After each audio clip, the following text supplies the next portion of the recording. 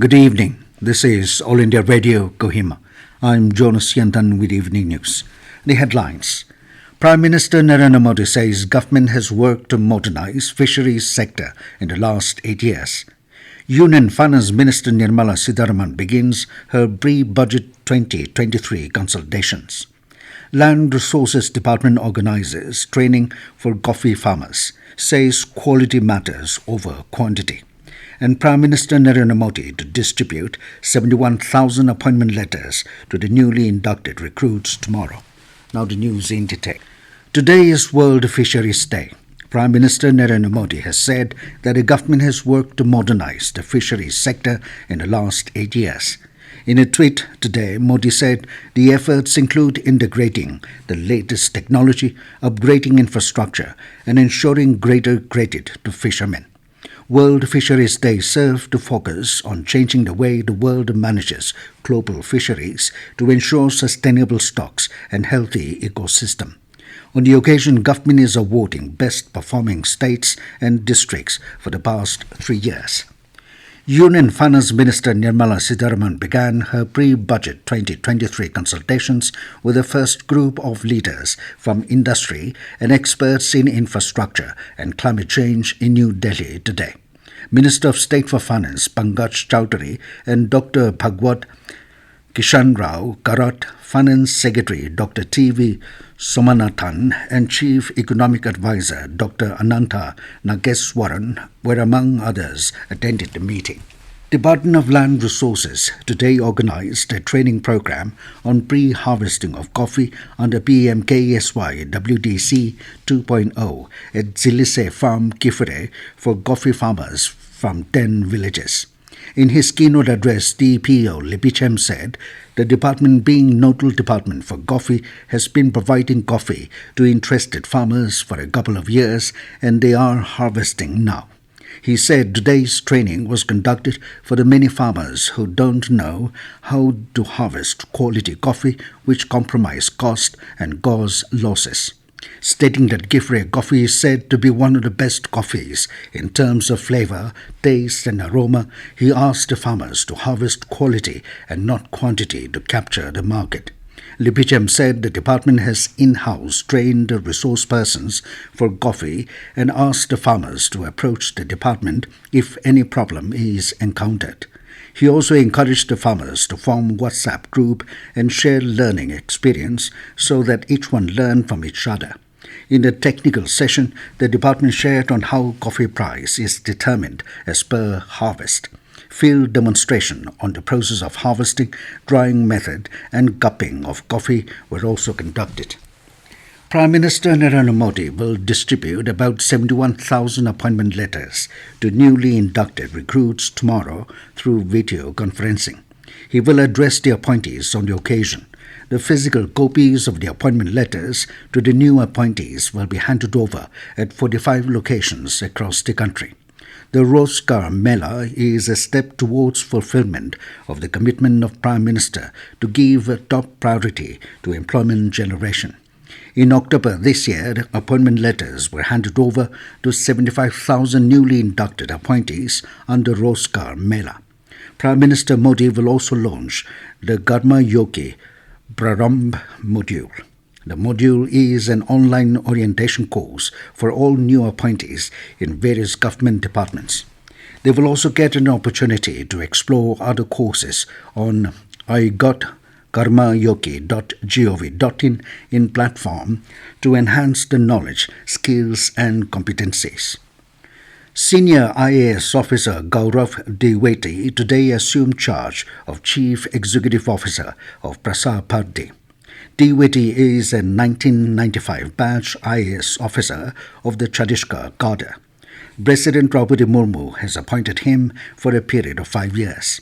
After assuming the charge, Dwivedi said 2 components of Prasar Bharati, All India Radio and Doordarshan, are still considered as the most credible and trusted brands. He said efforts will be made to further strengthen the 2 wings. This news comes to you from All India Radio, Kohima. You can also listen to this news bulletin on News on Air app and YouTube channel AIR News Kohima. Nagaland Pradesh Congress Committee President K. Therry said the 10-point commitment of Nagaland Baptist Church Council NPCC's sesquicentennial celebration is addressed to politicians and government employees. Therry, in a press release, said the commitment is also a call to all sections of the people of Nagaland. He said all that NPCC want is politician and government employees to change, and no point of the commitment can be ignored. The NPCC chief said Nagaland is known as a Christian state by even BJP and RSS, but Nagaland has many Judas Iscariots. Therry said NPCC's call is a reflection of the present disorderly situation that shames our Christian state. Authorities in Woka destroys quantity of Indian-made foreign liquor that were seized on different occasions during frisking and mobile vehicle checkposts conducted in and around Woka town. The destruction committee led by Chairman Additional P.P. Woka destroyed a contraband at helipad area Woka on Saturday last. The destroyed consignment included Magic Moments vodka 96 bottles, MC Dowell 68 bottles, MC Rum 24 bottles, Cane Beer Kingfisher 2,160 bottles, MC Rum 840 bottles, Officer's Choice 4 bottles. The Sustainable Development Goals SDG Coordination Center of the Planning and Coordination Department said SDG one-stop destination will be set up at the forthcoming Hornbill Festival to disseminate information innovatively. This dedicated SDG's destination will be organized with an SDG information desk and activities aligning to SDGs such as quizzes, games, short film, screenings, pledges, and much more on all days during the festival. There will be an on-the-spot painting competition themed around SDGs on 3rd December at 12 noon and will be open to all. The theme of all the activities will be around SDGs, the 17 ambitious global goals associated with 169 targets to achieve a better and more sustainable future for all by 2030. The Indian Panorama at the International Film Festival of India in Goa opened today. Union Information Broadcasting Minister Anurag Singh Thakur attended the opening ceremony of Indian Panorama.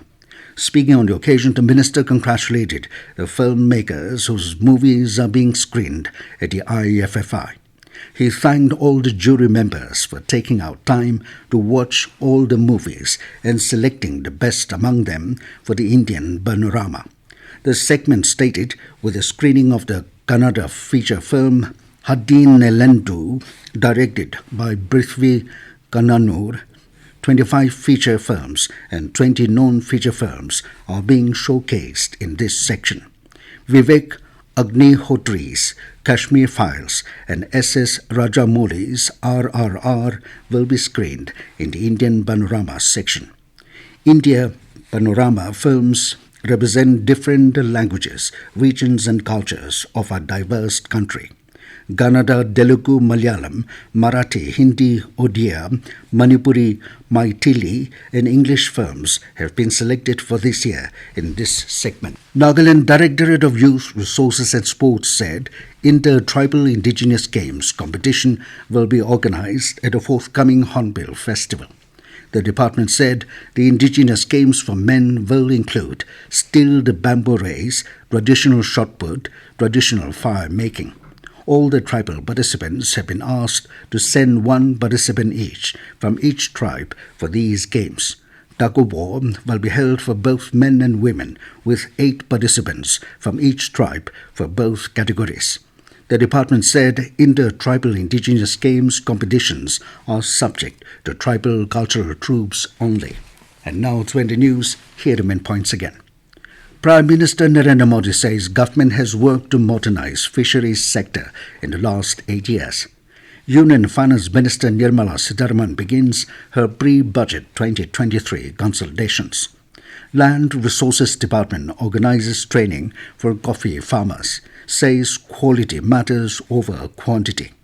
And Prime Minister Narendra Modi distributes 71,000 appointment letters to newly inducted recruits tomorrow. That is all we have in this evening news bulletin. Good night.